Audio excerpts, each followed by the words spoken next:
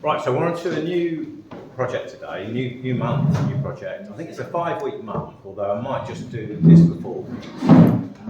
The last week of May, next month, I'm not running classes, so I'm having a week's break then. So it might work better to do like 2 4-week projects. Can we have a vote on that? No. No, it's my class. Yeah, last week of May. Sorry? I didn't hear what you said. Yeah, the last week of May I'm not running classes. I'm having a break. Yeah, so what I'll do in a minute is do a very quick sort of demo on this using this particular image. So it's watercolours themed this month. Are there any particular things you'd like me to cover, or anything you're not sure about, or that you'd like more information on? Would you do it wet on wet, or do you just do it straight onto the paper? What I'm going to do today will be wet into wet. Yeah. So there's there's different techniques you can use at different times, really. So it's choosing what's most suitable.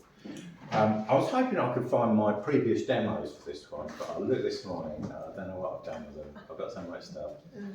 Because that would have been useful, because I could have showed you at different stages, but I'll hopefully find that by next week. Any other things you'd like covering? Textures, could you use it? Textures, yeah. So I could do that maybe next week, go into textures. Yeah, that's quite good, isn't it? Yeah. Pointillism or something like dot. You make different colours. Yeah, could do. I was thinking I'd do a little bit of colour mixing. Pointillism would have been better in the last project, really. The masters project. Okay, can have a look at that though. Yeah.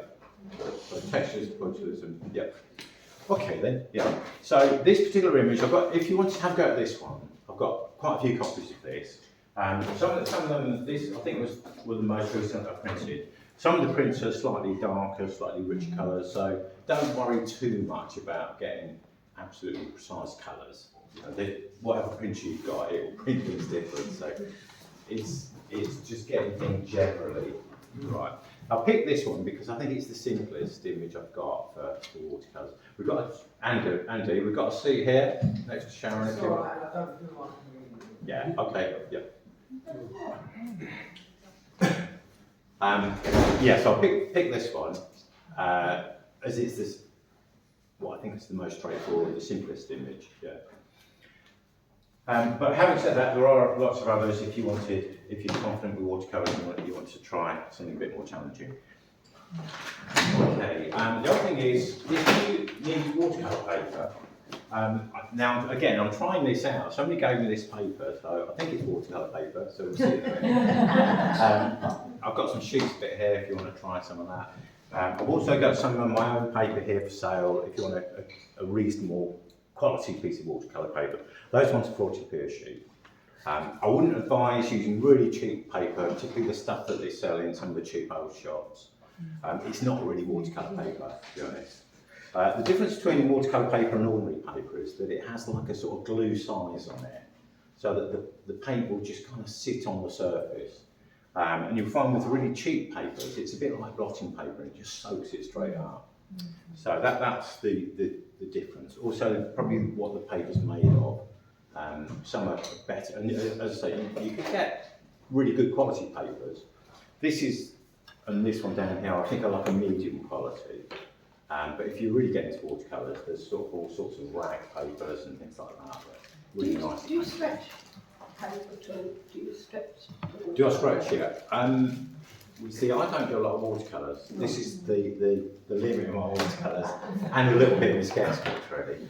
You could do, and again, I could show you that next week if you want. Well, yeah. I've got that dinner, so that's something I'll add to the list for next week. So what I suggest is pre-mix some colours and have a bit of scrap paper to try your colours out, which is what I've been doing here, just to see how they would look. So a bit of scrap paper is really good. Just pre-mix them with an orange brush, but I'm actually going to paint with something quite a bit bigger. And the one I like, this one, some sort of wash brush is good. So something about, one of those sort of sizes, you want a reasonable size brush. You probably could do it with this, but you're going to have to work quite quickly and you're quite good at it. I don't tend to pre-soak the paper. I tend to just get a big brush and make the paint quite watery. I think this image, I might even, now the angle, you ideally want your paper at an angle a little bit like that. So this is far too steep an angle, I would say. I'd say that is a comfortable angle to work at. If you just got it really flat, you'll find you'll just get puddles everywhere. Whereas if you've got a little bit of angle, you'll gently roll it down.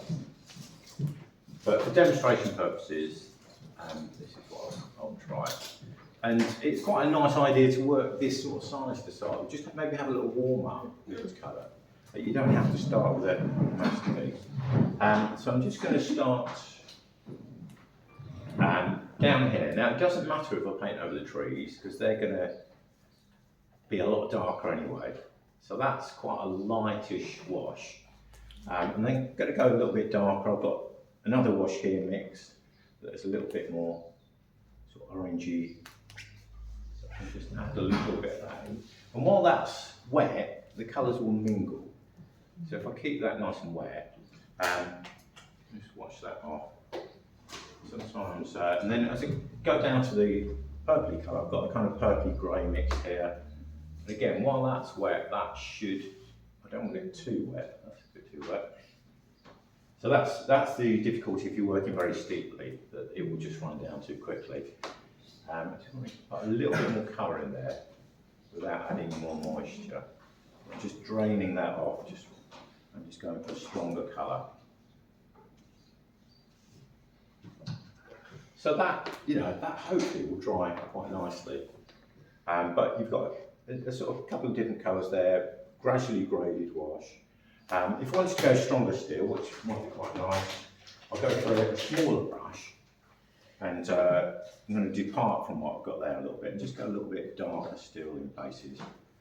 Say you had a few darker clouds. While this is wet, so this paint is just moist, it's just and so movable.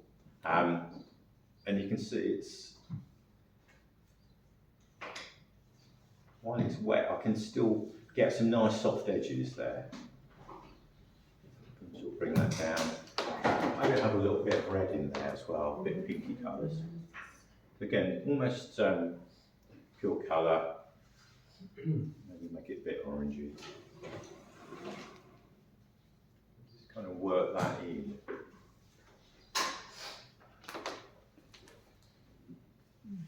You see, I'm just trying the brush in my hand, but really a bit of cloth is good.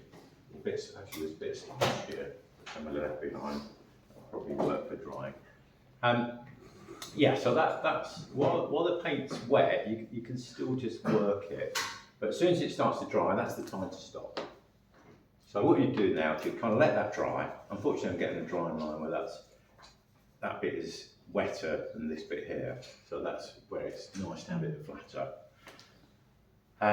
Once that's dry, I think this bit is more or less there now. You could start then working on the trees. We've got the hairdryer there if you want to speed things up. And that's the reason I suggest kind of simple images and work quite small, because they go wrong very quickly. So, I'm running all this colour for probably a month or so. It's quite nice to just have a warm up image really. So it's going to go a bit darker, maybe a little bit of red in there, because there's quite a bit of warmth to these trees. So now this is sort of dry paint over, wet paint over dry paint. Wet that a little bit less, soften that out a little bit. One of the things that sometimes artists do is just pitch the tones a little bit lighter. So one idea with watercolours is to keep it all looking quite transparent, so that you haven't got very hard, heavy paint. And do a few dots to suggest leaves, but I'm not going to write too much. But sometimes maybe not going completely black, just keeping that a little bit lighter. You could possibly, if that's still been wet, I could perhaps done a first wash while it's wet and then gone over with a slightly stronger wash. having plenty of paint mixed so that I can just dip back in and work into that. The other thing that I haven't mentioned is the kind of paints you're using. So this is all tube paint. And again, these are good ones to use. These are student quality.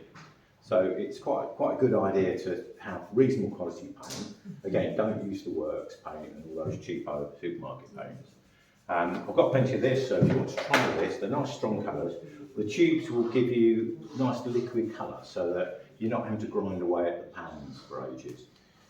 What I do is I tend to squeeze them out into a palette like this. And although this paint was all dry, last night I just gave it a little spray, let it soak in so that it moistens it again. So it will rehydrate, but you don't want to really rock hard paint, otherwise you're never going to get enough colour out.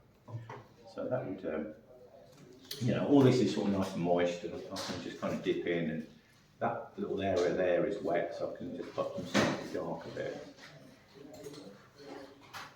So yeah, just to sort of just to recap, just really limit your ambitions. Just try and master a nice simple image and get it looking nice and fresh, nice and lively. Don't take on too much because you very quickly get into a mess.